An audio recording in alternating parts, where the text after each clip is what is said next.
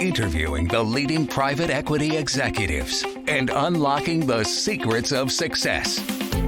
Welcome to the Private Equity Podcast with Alex Rawlings.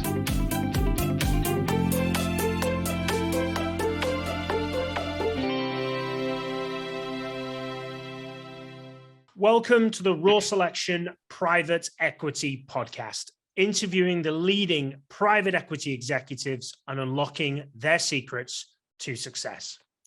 Joining us today is Steffen Pauls, the founder and CEO of Moonfare and founder of multiple companies, and also previously a managing director at KKR.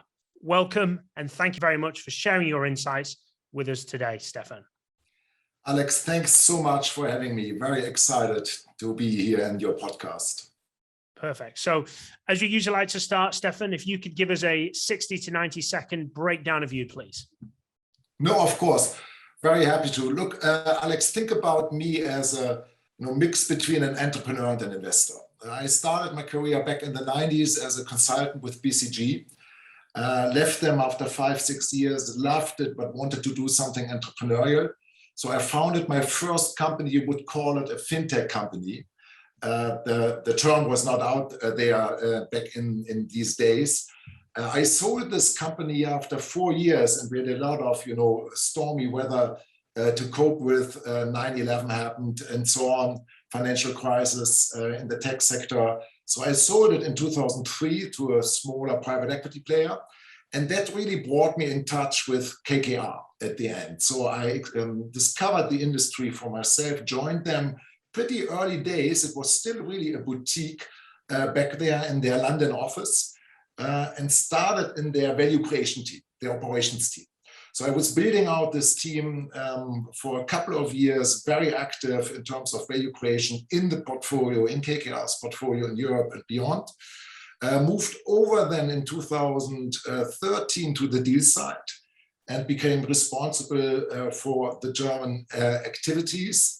Left them in 2015 because I wanted to go back really to my entrepreneurial roots. And you said it, look, since then I founded a couple of companies. I have a boutique tech fund, which is, by the way, based in San Francisco and New York, which invests in growth equity tech companies. I launched an M&A boutique, which I'm pausing for now. I did a SPAC as a co-sponsor, which is listed at the NASDAQ, 230 million, 7 Global Capital Holdings. And then probably most importantly for today, I founded Moonfare back in 2016, which then went live in 2018. And you said it, Moonfare I'm running as a founder and as a CEO. Perfect. So having had the transition of all sorts of different areas within private equity, we've come from consulting through into portfolio management, through into deal making, now into entrepreneurship and running organizations, but also still investing both at VC level and private equity level experience. So quite a diverse profile. What's I'm sure you see multiple mistakes, but what's kind of one of the major mistakes that you see private equity firms making, and what actions would you take or suggest to take to correct them? In terms of mistakes that you mean in terms of mistakes that we are seeing that private equity firms are doing? Yeah, that's correct. Yeah, look, I wouldn't state, to be totally frank and honest, many of those. I think it is an incredible asset class from a risk return perspective. You know this, but might be interesting for the audience. If you take a typical portfolio, let's say of some bonds and stocks and maybe a bit of crypto, and you add private equity to this portfolio, you see that the two really important dimensions, which are risk, which is driven by diversification, and return, are improving. You have a better return profile, you have lower risks. And I must say, there's a reason for being of this industry, and there's a reason that this industry is growing so dramatically. So, if you invest into a well-diversified portfolio of, in particular, of real asset companies, take the buyout segment, it gives you a very, very good protection for inflation. And as I said, a reduction in risk because of the diversification, if you add it, and higher returns. Look, I wouldn't say that the industry has made many mistakes. In the past, in the beginning, Alex, I would say back in the days in 2004, 5, 6, it was a niche industry. And I believe the industry didn't do a great job in these days really to make itself transparent, to explain what are we doing, how are we doing it. There were the old, call it prejudices based on the famous book Barbarians at the Gate that everyone knows who goes to business school in the US. But look, these wild days from the 90s where you really could say, okay, the industry started maybe on the wrong foot, they are really over since 2000. And the famous quote from Henry Kravis, it was 2001, he said, look, financial engineering is over. And the industry has to, become a grown-up in a way that they really contribute to the well-being of the companies by providing operational support. And this is what the large, the big boys, as I call them, the Carlyles, the KKRs, the Blackstones, they do it in the meantime. That they stand for 25% of the global M&A volume.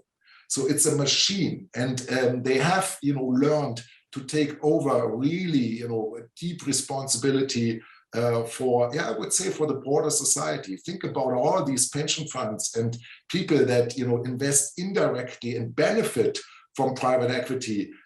This is, at the end, good for the prosperity for a broader group of people and individuals. So I find more positives in these days.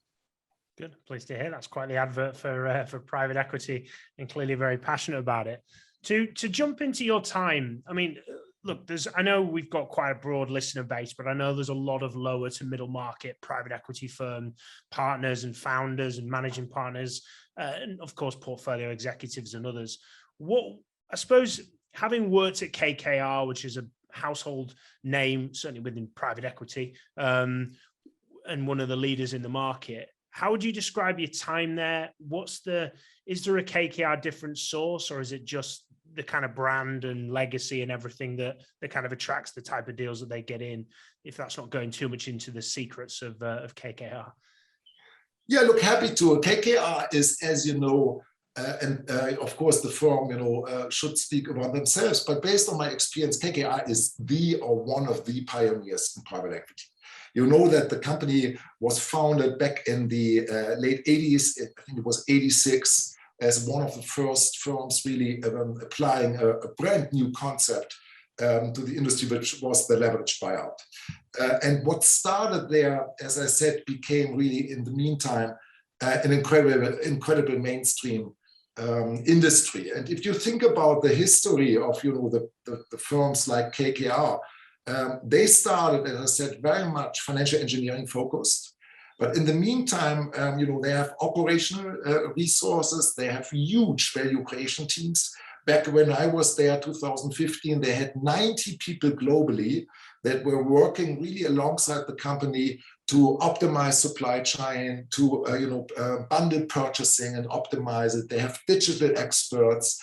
They support companies when it comes to globalization. Think about it. When I started at KKR, I think we had offices in London, Menlo Park, and in New York. In the meantime, KKR and all the other big boys as well, they are active across all continents. They have relationships. They know how to do market entry. Of course, vast experience in IPOs, but also in inorganic growth.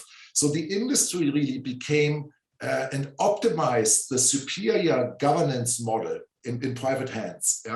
By the right incentivization programs for the senior management, by the value accretive resources that they provide, by really running the large mega themes in the world, which is digitalization and globalization, by having a global footprint, by providing all sources and all sorts of capital, not only private equity, but also growth capital, infrastructure, mezzanine, credit, and you name it. So, there is clearly, in our view, in my view, a reason for being for in particular, buyout firms with a global footprint. But of course, you mentioned mid-market funds, or also they have a reason for being, because they focus and build their network in a certain segment, in a certain industry segment of the universe. And the specialization, of course, is the contrary to going as broad as the KKRs. Both strategies are valid, but talking about KKR, I think the firm did and is doing a fantastic job in building out their franchise on a global basis, and their differentiated returns speak for themselves. Interesting to hear. And on value creation is a very well used term, and it's interesting to hear the story of KKR. What I see now in low to middle market, that value creation side, and bringing the expertise and building out teams that focus on driving that. And I would probably say that that's still got a long way to go to get into the lower middle market in its full entirety. Of course, there's firms that are a long way ahead of that, but then also there's firms that still don't believe in terms like operating partners and value creation teams and people focused on that. So it's interesting to hear you sharing about KKR doing that so many years ago and having such a large team on it. Yeah, look, I think you have to think about how to generate alpha at the end. And, when you think about private equity, it used to be, there are three sources how you can create your returns. One is, and that was dominant, as I said, in the 90s, was really the leverage. You put leverage on a company, and we all know this from B school, and suddenly, you're boosting your equity returns. But in the meantime, Alex, and that's interesting, if you run the stats, and there are two other sources. One is multiple expansion. So in easy words, you buy cheap and you sell expensive. But the third one is really EBITDA expansion. And in the meantime, if you run the numbers for the buyout segment as an example, 60 to 70% of the entire value creation is coming due to EBITDA expansion. And this doesn't come automatically, stating the obvious. Either you take a passive approach, and I think this is over. The industry takes predominantly an active ownership approach, but either you bet on a management team and you hope for the best, or you are an active shareholder who really is leveraging the beauty and the benefits of this superior governance model. When we talk about governance in private equity, and this, there's tons of academic research out there. Why are they outperforming? One reason, of course, is what I said, all the operational support, global footprint, and then, of course, the smartness of the investors behind. But the other, reason really is that the industry has understood to optimize the way they run companies. It's more long-term. It's obviously, a 5 to 7 years investment horizon. They are not thinking in quarters. They are thinking in long-term decisions. The management is incentivized as if they were owners. And I saw this so many times back there in KKR's portfolio company. I'm seeing it in my own company, Moonfare, today. That how much that changes in terms of mindset. Suddenly a corporate CEO becomes an entrepreneur because he has a significant stake in the company. And that, is a new consciousness when it comes to costs, more creativity, as I said, more long-term decision-making. It's changing from one day to the other. The other reason is the famous principal agent problem. The decision maker sits in the board. A normal, typical board in the public company, they meet whatever, once a quarter. Back at KKR, the senior executives, including myself, we had weekly interactions with our C-level team. And we're in very, very close contact and could take the decisions, of course, on behalf of our backing investors in the board or at other occasions. So all these reasons in complementing, of course, what I said earlier, the value creation and the accretive resources that are provided, this is really what sits behind the success of private equity. Sorry to interrupt here. Just a quick note to highlight our new sponsor, Grata. The private equity market is rapidly shifting to a data-driven, proprietary deal sourcing standard. Grata provides the window into over 7 million middle market private companies. Contact Grata so you can access the market first. Request a demo at www.grata.com. Now back to the podcast. Very interesting. I appreciate that that insight there. So bringing from KKR more closer to kind of modern day, What was it that led you to go from private equity investor, obviously keeping a hand in that with your business in San Francisco, but now obviously founding multiple organizations, and obviously the main business as head of your LinkedIn profile of chief exec and founder of Moonfare? Yeah, look back, and that brings me again back to discussions we had when I was still with KKR. So in on the back of the financial crisis, we started really to think systematically, and the same happened at the Carlyles and Blackstones of this world, to think about the retail market. And why was it, or why is it such a big theme, and many people don't know this, but the largest untapped pool of capital out there globally is with private individuals. And talking numbers, and I'm referring now to a very recent study by Oliver Wyman, just for the European market alone, and you can more than double this number for the US market. Just for the European market alone, we are talking about a volume of 1,500 billion US dollar that should flow in, and will flow, by the way, in private markets over the next, whatever it is, 5, maybe 7 years, and will lead to a solution of something that we are currently seeing in a flawed asset allocation of private individuals. If you take a professional institutional investor, Alex, they allocate, and I'm talking here average numbers, 25% of their total portfolio to private markets, and of course, in particular, to private equity. If you take the famous investors, Yale Endowment or Harvard, they are even above 50%. So average is 25, 50%, some of the best investors out there, institutional investors out there. If you take the average allocation of a private individual, it's not 25%, it's not even near there, it's 3%. 3% is allocated. So they have to catch up, maybe not to 25%, because that is more for an institutional, very long-term oriented investor, but to some 15%. To make it work. And I said it earlier, it's accretive for your diversification, risk reduction, plus for your return in any portfolio. So this is happening. And we had these discussions, and the big question was, how do we get close to it? And it's still a big theme for the industry. And look, I had when I left KKR, and that if you're a senior executive with a private equity firm, you have the privilege that you can invest alongside them into the deals and into the funds.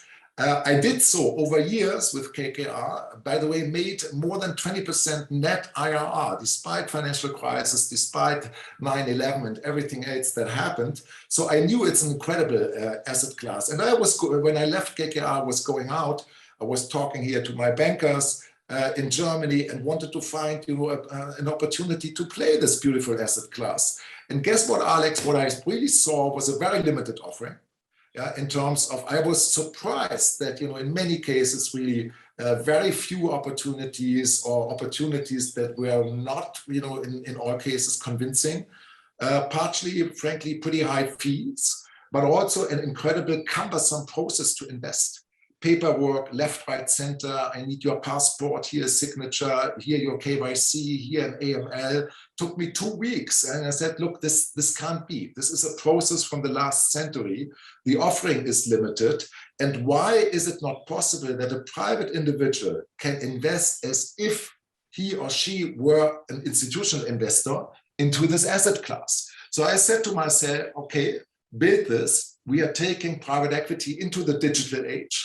If you go to the Moonfare platform today, you will find the who is who of the industry, the Carlyles, the KKRs, the Bain Capitals, the EQTs of this world. You can invest into buyout, you can invest into growth companies, into the IVPs of this world, into the insights, into the Costas ventures. You can do venture, you can do infrastructure, you can do secondaries with Lexington, whatever you want to play. And the entire investment process takes you 15 minutes, 15, from start to end. It's all digital. You don't touch a paper. You have all your information in one place. There is tax reporting. You have a secondary marketplace where you can also, get liquidity if you need it. So it's really, taking this investment process, making it accessible, taking it to the next level into the digital age. And the best thing, of course, is that by doing so, because we are pooling, a little bit like crowdfinancing, we are pooling our investors into SPVs, into certain vehicles, and that allows us to bring down the minimum investments, which probably are more than 10 million and above to get into a single fund, into a KKR or a Carlyle. We are bringing this down in your country, in the US, to $125,000 US. So if you go to the Moonfare platform, you can invest into, you choose and pick your fund, you can invest, it starts at 125K. And so private individuals now, of course, still the wealthier end of private individuals, can build their own portfolio. And this is really an innovation. Look, what is very important to understand is many, many people out there, and this is, of course, one of the Hercules tasks of the industry, they still have not a deep understanding of private equity. And of course, they struggle to find the right fund. Is now this fund better? Or is this a good fund, or is this a bad fund even? And this is why curation is so important. And this is where we are spending a ton of time. We have a global team of more than 15 investment professionals from the private equity industry. So they are experts in what they are doing. They are looking on average at 200 funds in a given year on a global basis. And then, you can invest into some 20 that make it finally to the platform. So our investor can really trust that the funds that she or he sees on our platform have undergone a very rigorous selection due diligence process. So the curation is really with our hand. Having said that, we love the banks. And I tell you why, because many, many people out there, and this is, a very instrumental role the wirehouses and the independent financial advisors are playing. Many people need handholding, need, advice on asset allocation, and need, a lot of information about how private equity investing works. And this is why we have two go-to-market strategies. One is direct to consumer. This is as we are currently operating in the US, but of course, we are also offering our platform intermediaries, and the banks are our partners. They use then our technology, they use our offering, in some cases our curation, and can offer their client base a very, very broad and comprehensive private markets program, overnight, so to say. And this is really very helpful because they play a very important role in educating the marketplace over and above to people that feel comfortable to go direct and to come to us and pick their fund and build their portfolio on their own. Really, really interesting stuff there, Steffen. So, Steffen, you've obviously had a lot of thought here about, basically in essence, bringing the kind of retail investment market into the opportunity to invest in private equity. My understanding of that has always been that that's heavily regulated and kind of restricted to be able to get the kind of individuals that we want in the market as a retail investor to be able to participate. Is it because you're putting people into SPVs that's allowing you to drive that opportunity for people to invest, or is it literally not as complicated as it's positioned and actually it's a fairly simple process? Look, we simplified the process to the utmost, I would say. Yeah, but of course, Alex, you're totally right. There is, and by the way, for good reason, regulation in all markets in which we operate, and this is really for protection of individual investors who are not eligible to the asset class. If you are having whatever a total wealth of 125K, let's say, and you put everything in one basket or in one fund, that's probably not the right thing to do. And this is why in your country, there's the regime about qualified purchasers. These are people with a certain level of wealth and understanding, or accredited investors. But take latest numbers in the US from 2019, we are still talking just for the US alone about 16 million people that are falling in the bucket of accredited investors. So there's a huge number of investors out there that historically didn't have the access we are providing now, and should, for the reasons stated, really start investing into private equity. It's still regulated. There is the way it works is we are setting up Delaware vehicles in the US. And for the UK, audience, it would be a Lux vehicle. It's a company in which we pool then all the individual investors, and they become limited partners. It's a GP-LP structure. But this is really literally happening everything in the back. That's the legal wrapper that we are using, and there are other opportunities or other possibilities to do this. But at the end, this is really the big innovation that we brought, apart from the access and curation and secondary market. It's really the customer experience and the ease of use to invest into private equity. As said, 15 minutes, you register today on the Moonfare platform, you're eligible, you can invest, you're an accredited investor or a qualified purchaser, 15 minutes and you can play. Interesting. And you mentioned, obviously, you're looking at a lot of data within private equity and focused on, obviously, therefore, I assume, performance.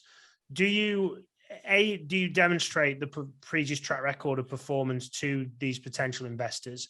And B, is there anything interesting that you guys have seen from that track record, if you do get to see it, that highlights anything with regards to, any interesting information that you could share on, obviously not an individual fund performance, but anything holistically that you see across the private equity industry and the track records that you see? Look, the difficult thing here, and this is really why we are putting so much focus and effort on the selection of the fund. If you just play private equity, this is probably not a smart move. Alex, what you have to do, you have to have someone, or be able to do so by yourself, someone picking the top quarter, the top 25% of the industry. And this is really where the beauty in terms of return sits. If you take historical data from the industry, then since inceptions, firms like KKR and probably similar for the Blackstones and Carlyles, in their buyout funds, they made above 20%. Return, and this is on average overall different cycles. So it's a highly attractive asset class from a return perspective, and I said it from a risk perspective. Look, but the difficult thing to your question is really what we are looking at. It's fine and good, if you have a track record since inception of 5 years, but take the past 5-6 years, who has not made money. Over the past couple of years. Every fool could do so. So what we are looking into is long-term track record. I want to see, and this is why we are focusing on firms that have a very, very long, lifetime already behind them, that are in the market in good times and in bad times. So I want to see with my team that a company, a GP, a general partner, a private equity fund, has managed to get over the financial crisis, and how have they performed. We asked them, what have you done specifically, to manage your portfolio? How well, we talked about it earlier, are you equipped with your operational resources to mitigate a crisis by taking cost measures, by consolidating maybe an industry and so on. And we want to have it, on an individual level. We want to know who is really the rainmaker, so to say, the deal maker. Aggregate track record is good and fine, but we want to understand really, is it a broad range of senior investment managers that are responsible, or is it dependent on certain key men? And then we are taking, of course, a very cautious approach. But look, having said that, the past is never the best indicator for the future. And of course, it is a strong data point, but we try everything possible in our due diligence to understand and develop a deep understanding of how this particular firm, most likely, we can't make predictions, of course, but most likely will perform in the future.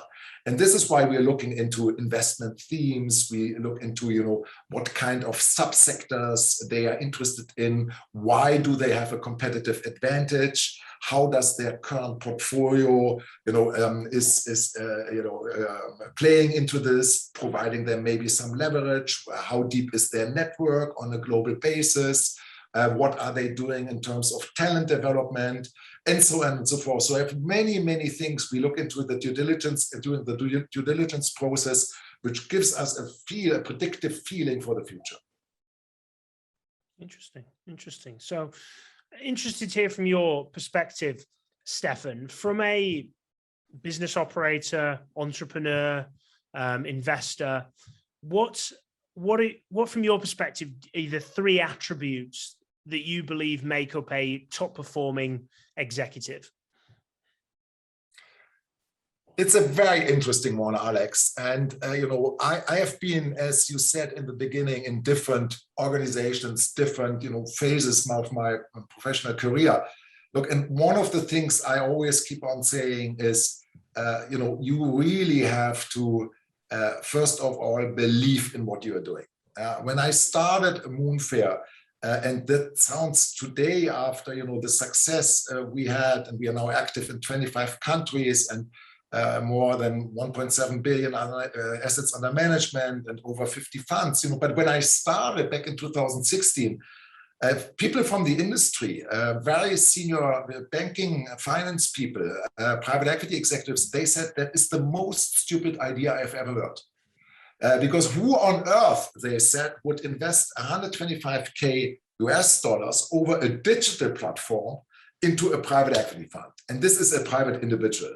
You are on the totally wrong path. You should, build a robo-advisor. That was the advice and headwinds I got. And I said, no, look, I believe in it. It makes perfect sense.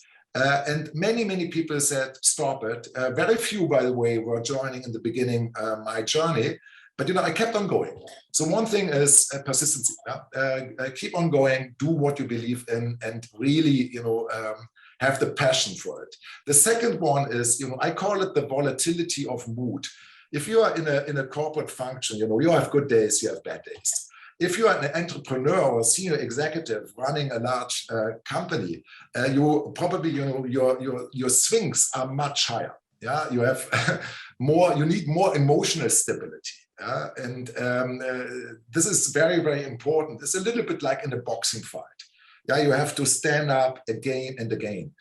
So that's the second point, emotional stability. Look, and then really the third point is you have to have a mission and a purpose that, brings people really to join you, not with their, with their labor force, call it, but really with their minds and their hearts.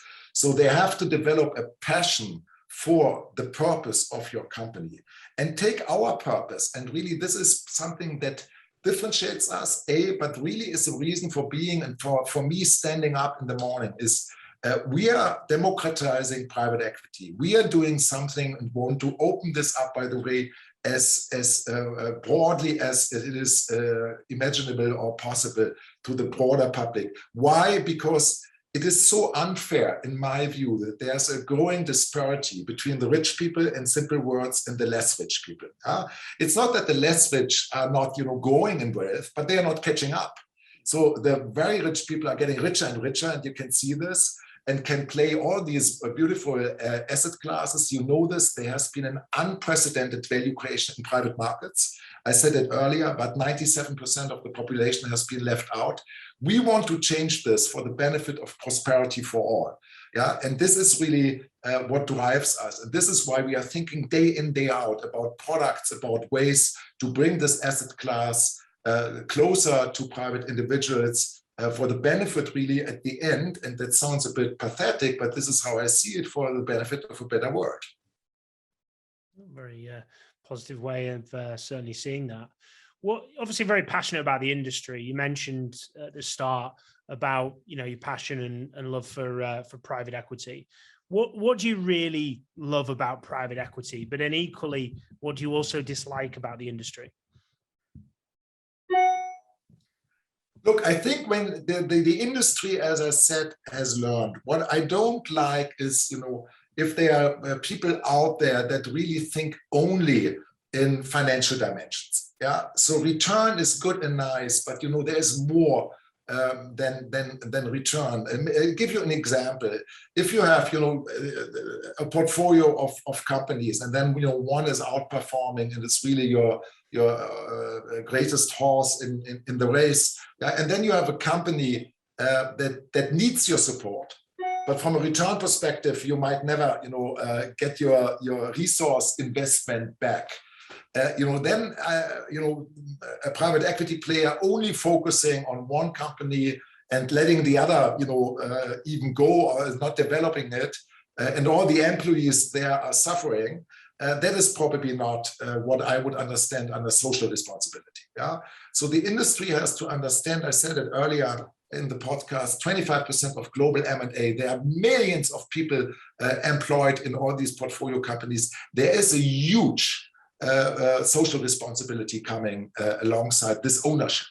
And what I like about private equity, or about the firms that take this ownership and this contribution to society, I call it, very, very seriously, yeah? And back their companies, try to avoid bankruptcy, and don't say, look, let's just write it down.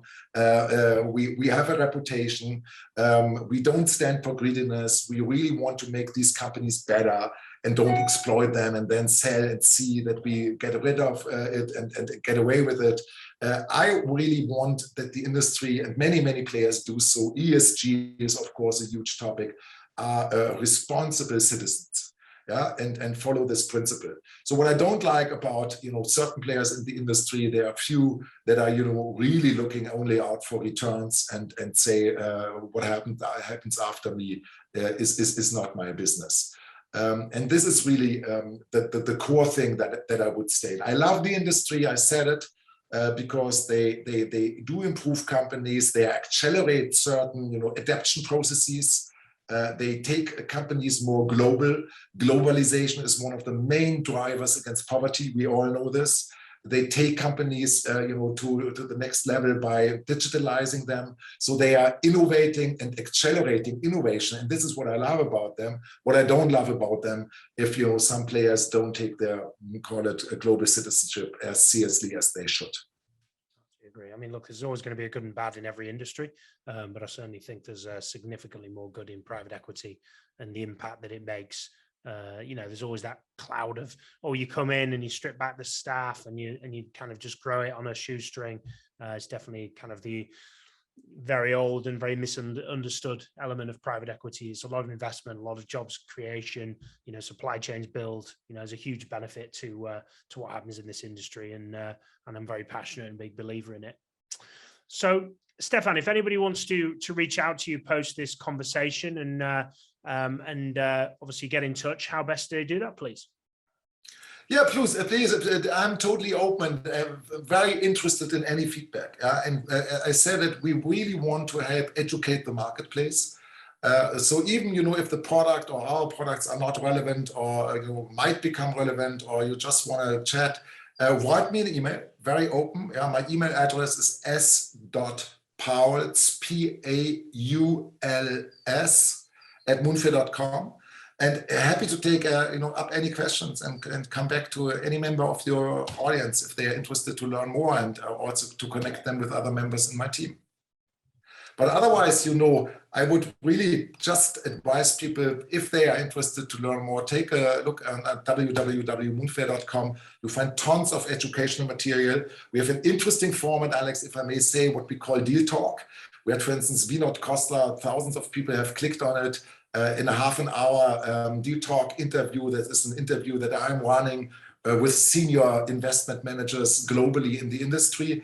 And he's sharing, for instance, and others have done the same, Johannes Huth from KKR and others, he's sharing his views about investing, what he sees in terms of trends when it comes to tech, AI, but also more global developments in the growth space. Super interesting to listen into and just learn and have time, a good time in terms of educating yourself. Perfect. Well, we put all that in the show notes for anybody who wants to either reach out to Steffen or look at the material that he's suggested there. So, Steffen, thank you very much for joining us. I really appreciate your insight, your different approach with regards to the investor, come entrepreneur, and now operating and running businesses. So thank you very much for the insight that you've shared with us today. Alex, it was a pleasure. Thanks so much for your time and the time of your audience. Hope to speak to you very soon again. Absolutely. And as always, thank you very much for everybody for listening and joining us today with the Private Equity Podcast. Should you ever need support either with your private equity professionals or portfolio executive hiring, please do reach out to me at Raw Selection. But till the next time, keep smashing it. And thank you very much for listening. Thank you for listening to the Private Equity Podcast on www.raw-selection.com.